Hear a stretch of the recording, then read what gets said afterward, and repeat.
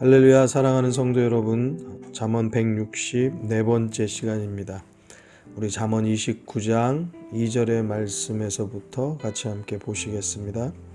의인이 많아지면 백성이 즐거워하고 악인이 권세를 잡으면 백성이 탄식하느니라. 의로운 사람이 권력을 잡게 되면 백성들에겐 즐거운 일이 됩니다.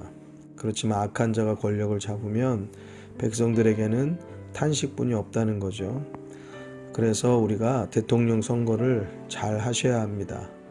내가 가진 한 표가 아무것도 아닌 것 같지만 이 한 표가 한국의 미래를 바꿀 수 있는 것입니다.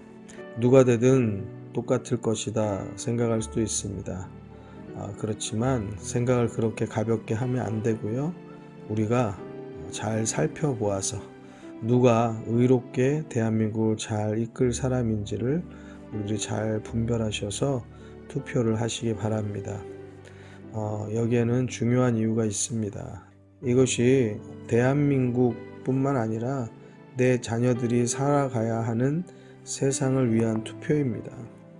그래서 내 한 표가 우리 자녀들을 위한 한 표가 될 수 있다는 것을 여러분들이 잘 기억하셔서 무엇보다도 하나님을 두려워하는 자가 대통령 되기를 기도하셔서 투표하셔야 합니다. 의인이 권력을 잡으면 백성들이 즐거워한다고 말씀하지 않았습니까? 의인이 다른 게 의인이 아니에요.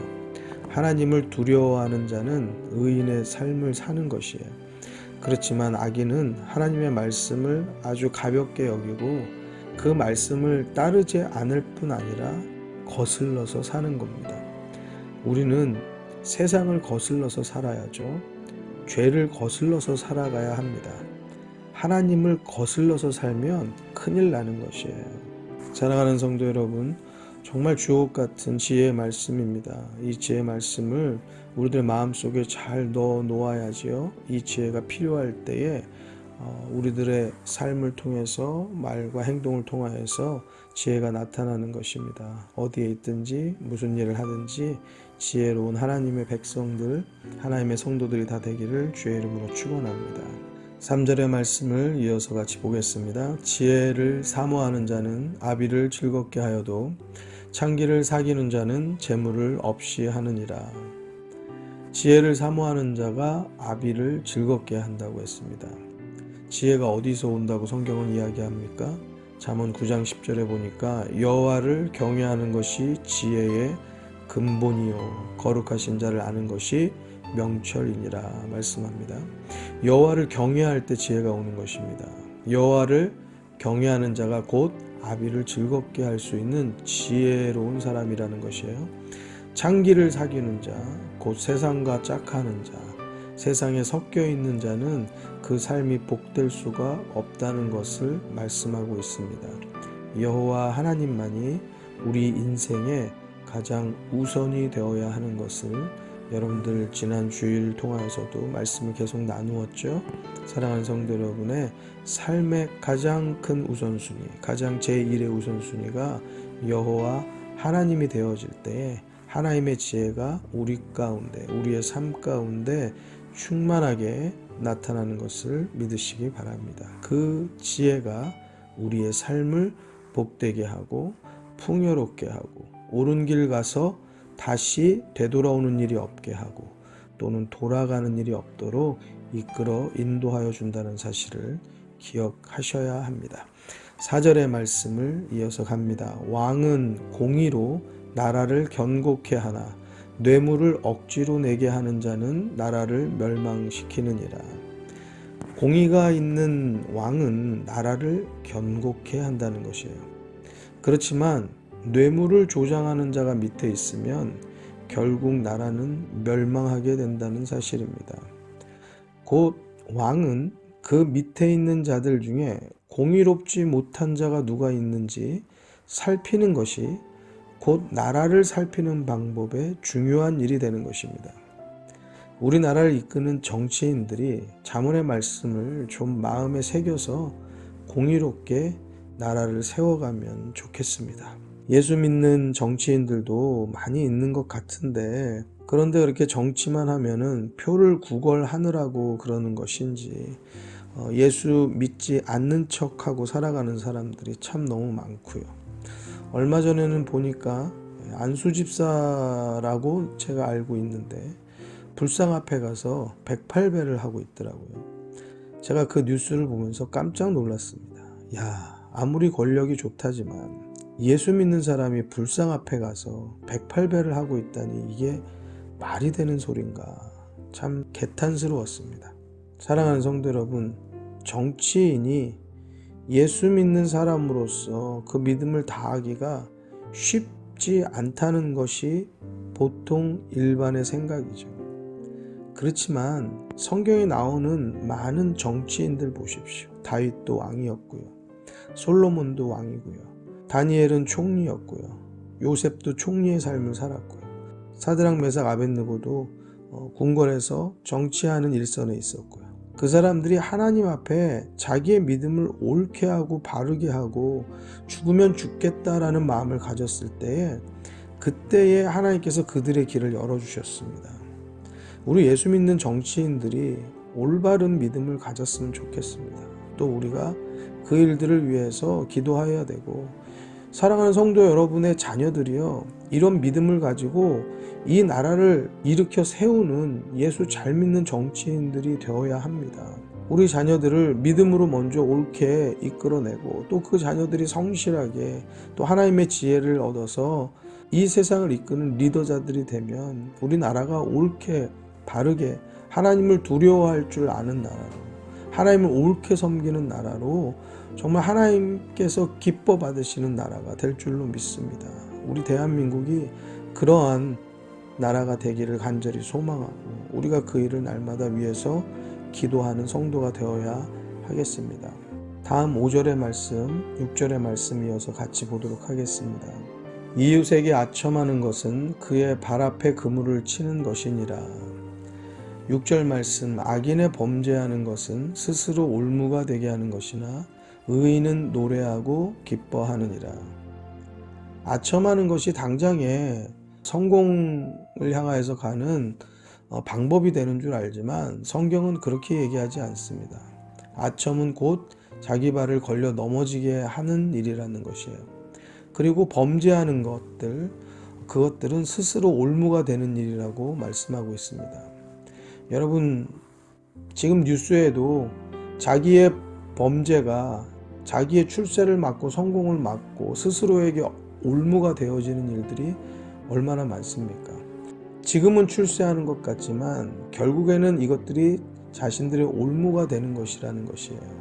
사랑하는 성도 여러분, 성경에 모든 길이 있다고 하지 않았습니까? 성경을 읽으면은요, 우리가 살아가야 할 자세, 우리가 선택해야 하는 길, 그 지혜의 기본과 분별의 능력을요, 온전하게 만들어줍니다. 그 성경을 가지고 그 말씀으로 깨달아서 우리의 가치관이 옳게 형성되어지면요, 우리의 길은 바르게 옳게 갈 수밖에 없는 것이에요. 참 안타까운 것은 성경이 우리의 길을 알려준다고 생각하지 못하는 분들, 이런 분들은 성경을 아예 애초에 믿지를 못하는 분들이죠. 읽지도 않겠고요. 그리고 또 한 가지는 말씀을 보았지만 그 말씀을 거역하고 사는 사람들, 이러한 것들이 우리들의 앞길을 막는 장애들입니다. 때로 많은 사람들이 예수 믿는 것이 장애가 되는 것처럼 생각하는 그러한 어리석음을 가지고 있는데요, 그것이 아니에요. 말씀을 모르는 것이 장애가 되는 것이고, 말씀을 아는데도 불구하고 그 말씀대로 살지 않는 것이 앞길에 장애가 되어진다는 것을 여러분들이 꼭 기억하셨으면 좋겠어요. 오늘도 말씀이 우리를 깨우쳐주고 있습니다. 깨닫는 것이 은혜입니다. 말씀을 통하여서 우리의 생각이 바뀌어지기를 예수님의 이름으로 축원합니다. 7절과 8절 같이 보시겠습니다. 의인은 가난한 자의 사정을 알아주나 악인은 알아줄 지식이 없느니라. 8절입니다. 모만한 자는 성읍을 요란케 하여도 슬기로운 자는 노를 그치게 하느니라. 모만이라는 단어는 남을 업신여기고 저만 잘난 척함이라고 뜻풀이가 되어져 있습니다. 한마디로 거만한 자를 말하는 것이죠. 이게 악인들의 특징입니다. 자기만 알기 때문에 누구의 사정을 알지 못합니다. 이런 사람은 성읍을 요란케 한다는 것이에요. 나라를 요란케 한다는 것이에요. 일터도 요란하게 만드는 사람들이 바로 이 거만한 사람들입니다. 또한 마찬가지로 교회를 요란하게 만드는 사람들도 바로 이 거만한 사람들입니다. 남을 업신여기고 저만 잘난 척하는 사람들. 자기의 의견만이 맞는 줄로 주장하는 사람들. 사랑하는 성도 여러분, 교회 안에 있는 일들은요, 우리가 다 알지 못하는 일들이 많아요. 왜냐하면은 교회 안에서 되어지는 일들은 그저 덮어주려고 하는 사람이 많단 말이에요. 그렇기 때문에 덮어주느라고 그냥 말을 안 하고 그냥 그렇게 지나가고 하니까 서로 정확한 걸 몰라요. 정확한 걸 모르면서 자기가 아는 것이 다인 것이냐 그렇게 주장하기 시작하면 모만한 자가 되는 거예요. 사랑하는 성도 여러분, 내 판단이 다가 아님을 우리들이 깨닫고 우리들의 입술을 좀 겸손하게 낮출 수 있고 다른 사람의 의견을 청취할 수 있는 그러한 겸손함을 갖기를 바랍니다. 9절에서 11절까지 말씀 읽겠습니다. 지혜로운 자와 미련한 자가 다투면 지혜로운 자가 노하든지 웃든지 그 다툼이 그침이 없느니라. 피 흘리기를 좋아하는 자는 온전한 자를 미워하고 정직한 자의 생명을 찾느니라. 어리석은 자는 그 노를 다 드러내어도 지혜로운 자는 그 노를 억제하느니라. 여러분, 어리석은 사람은 그 노를 다 드러낸다는 거예요. 분을 그치지 못합니다. 그리고 또 10절 말씀과 같이 피 흘리기를 좋아하고요. 또 9절의 말씀과 같이 그들과 다투면은요, 이 싸움이 끝이 없습니다. 여러분, 미련한 자가 되어서는 안 되겠어요. 어리석은 자가 되어서는 안 됩니다. 나 어리석지 않습니다 라고 해서 어리석지 않은 사람이 되는 것도 아니고 나 지혜롭습니다 해서 나 지혜로운 사람이 되는 것도 아닙니다. 노를 억제할 줄 아느냐, 아니면 노를 억제하지 못하고 다 드러낼 줄밖에 못하느냐. 지금 오늘 말씀을 통해서는 그 판단의 기준을 통하여서 어리석으냐 지혜로우냐를 구분하고 있어요. 여러분들의 가지고 있는 분과 노와 화 모든 것들을 잘 억제하고 다스려서 지혜로운 성도들이 다 되기를 주의 이름으로 축원합니다. 12절의 말씀입니다. 관원이 거짓말을 신청하면 그 하인은 다 악하니라. 다른 성경을 통해서 말씀드리면요, 통치자가 거짓말에 귀를 기울이면 그 신하들이 모두 악해진다 말씀이에요. 여러분들 이거 성경 잘 몰라도 이 말씀이 동의가 되시죠? 우리 회사의 사장님이 거짓말에 귀를 기울인다고 하면 그 직원들은 소망이 없죠. 나라는 어떻습니까? 교회는 어떻습니까? 다 마찬가지입니다. 여러분, 우리부터 거짓말에 귀를 기울이지 않도록 우리들의 귀가 거짓말과 정직한 말을 구분할 줄 알아야 돼요. 분별할 줄 알아야 돼요. 그것이 지혜입니다. 잠언이 우리에게 그러한 분별력을 깨워주는 것이에요. 잠언의 말씀에 늘 귀 기울이시기를 바랍니다. 13절 말씀 이어서 읽습니다. 가난한 자와 포악한 자가 섞여 살거니와 여호와께서는 그들의 눈에 빛을 주시느니라.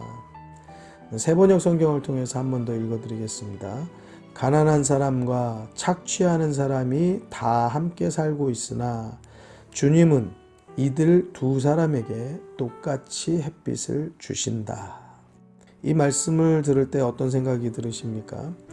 포악한 자는 좀 햇빛 안 주셨으면 좋겠다라는 생각도 좀 들지요. 그런데 하나님은 가난하든지 포악하든지 다 똑같은 햇빛을 주신다는 거죠.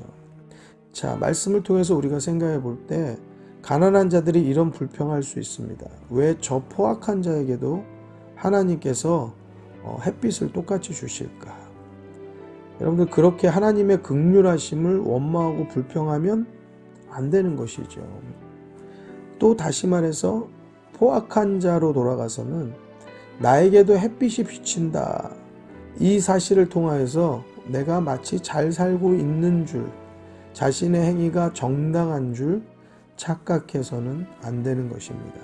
하나님께서는 공평하게 햇빛을 주시지만 그 어느 날, 심판의 날이 올 때는요, 하나님께서는 양과 염소를 분류하듯이 구원받을 자와 구원받지 못할 자, 하나님의 나라에 들어갈 자와 저 불지옥에 떨어질 자를 구분하신다는 사실을 우리가 분명히 깨달아서 알아야 합니다. 14절의 말씀입니다. 왕이 가난한 자를 성실히 신원하면 그 위가 영원히 견고하리라. 다른 세번역 성경으로 보면요, 왕이 가난한 사람을 정직하게 재판하면 그의 왕위는 길이길이 견고할 것이다.